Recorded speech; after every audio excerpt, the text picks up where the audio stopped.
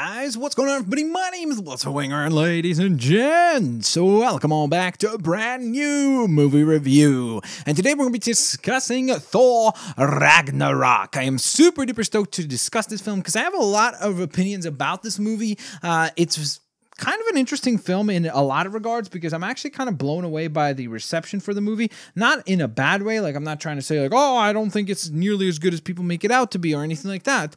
But I am actually really surprised that a lot of people are saying that this is the greatest Marvel Cinematic Universe film ever, or the MCU for short.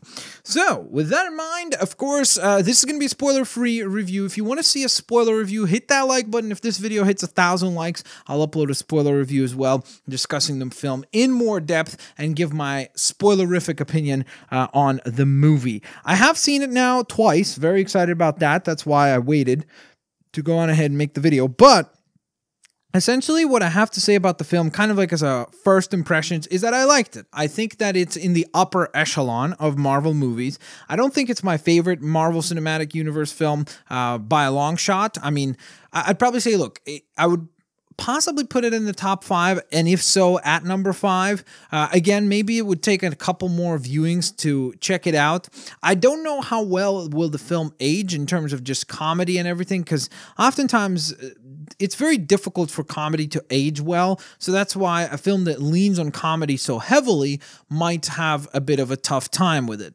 I also really did enjoy a lot of the character development components of the film. I think that we saw progressions for the character of Thor a lot more than we saw in the first and second films. I just think it's a pretty interesting character arc for him from the beginning to the end. I really like the pacing of the film, even though towards the latter half it did feel a tiny little bit drawn out. Like it felt like had they cut it down for maybe even just 5 minutes, it would have made a huge difference, because I did towards the very, very end of the film start feeling that, you know, kind of feeling where you go and you start looking at your watch and like, okay, how long has the film been going on for? So that's never a good thing, and that has happened to me only a handful of times, and unfortunately, I don't know, maybe it was just a weird thing with this movie, or maybe I was just tired, or whatever it was, but I got the feeling that I was kind of like, okay, this is pretty lengthy, you know, and that was a bit of a concern. But other than that, the pacing was fantastic, so I enjoyed that a lot. I thought the music was like its own character in this film, which was brilliant. It was really, really well utilized and super epic,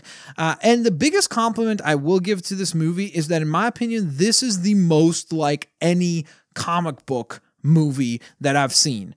And there's just really epic, beautiful visuals in this film that are straight up from comics. They are like, it's just incredible to see some of these moments that you're like, oh my gosh, like they actually captured it in live action.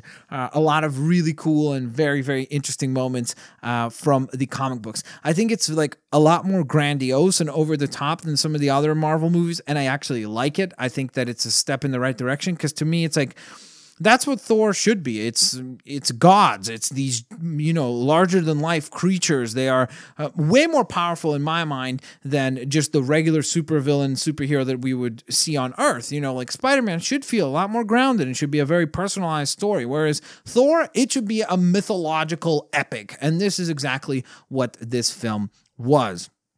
So, without spoiling anything else as far as like my opinion on the film in terms of like specific character developments or anything like that, I will make the argument that I think that the film relies on comedy just a tiny little bit too heavily. And what I mean by that is that there are just it's almost like, because there's so many jokes, at certain points it becomes kind of difficult to care. Like they put so many jokes at you, and then they try to make you care about a specific moment. But the problem is that because they were making fun of so many components of a certain situation, you just kind of like, you can't get to that emotional response that I think they want from you. Again, maybe I'm misjudging the situation. Maybe they don't want any type of emotional response. Maybe all they want is just to, you know, have this type of a emotional moment or something like that, but without making you feel bad or anything like that, or sad.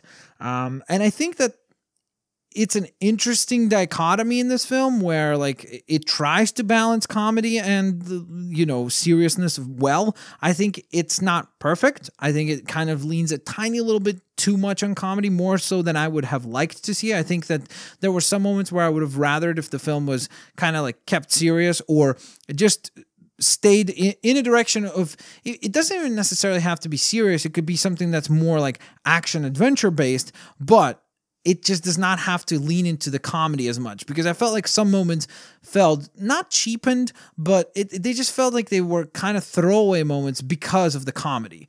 But other than that, I really, really did enjoy the film. Again, like I said, it probably will end up being in my top 5 as probably number 5. In my opinion, this is by far the best Thor movie. I think that it's really well done. I think that the challenges that this film had were pretty interesting, and I think that the cast, the director, they dealt with them quite in an interesting way. I think he did an exceptional job, really, at introducing a lot of brand new characters, which was just very surprising because as you looked at this film, I mean, there's a certain gag in the movie that I'm not going to give away, but it makes a reference to the scale of the amount of characters in the actual film. And you really think to yourself, like, wow, this like can really rival some of the more team-based Marvel films, because there's just so many different characters that make their appearances here and join the adventure. And that's really, really interesting because I did not expect that. I thought that it would be a film that's pretty much based on just, Thor and Hulk, because that's what the trailers told us. But it's very interesting how it all comes together, and it does come together very well. And I think that it would be really, really, really fascinating to see. I'm probably gonna mess up his name, but it's like why is it Taka White? Oh man, Taika, I think Waititi. Or Waititi, but I think it's Waititi. I really am apologizing for messing it up, because prior to this, I literally just 2 days ago watched What We Do in the Shadows, just because I was like, I really want to have an impression of his editing and his style of directing before I go watch Thor Ragnarok. And I have to say, what he certainly has is he definitely has comedy chops. Like the timing of the comedy is very, very well done. But what I'm especially impressed by is the visuals. Like the visual style of this movie is so fantastic. Again, it certainly feels like if you took a comic book and then you brought it into live action more than any other comic book movie. To me, like, I know people will say, hey, Avengers and Avengers Age of Ultron had that really epic comic book like scene, but I just feel like this movie, not only did it do a great job of bringing the comic book visuals to live action, but I think it just captured that kind of epic feel of superheroes better than anything else so far up until this point. Like, I just think that as far as being able to capture that kind of feeling of big, giant, grandiose blockbuster feel, I think this movie did that exceptionally well. And it clearly shows, because the film is very successful, both critically and financially. It is quite the success. So with all that in mind, though, ladies and gents, of course, there you guys have it. This will conclude today's review. Of course, if you guys enjoyed it, please don't forget to hit that like button. And also down in the comment section below, let me know if you would like to see a spoiler review as well.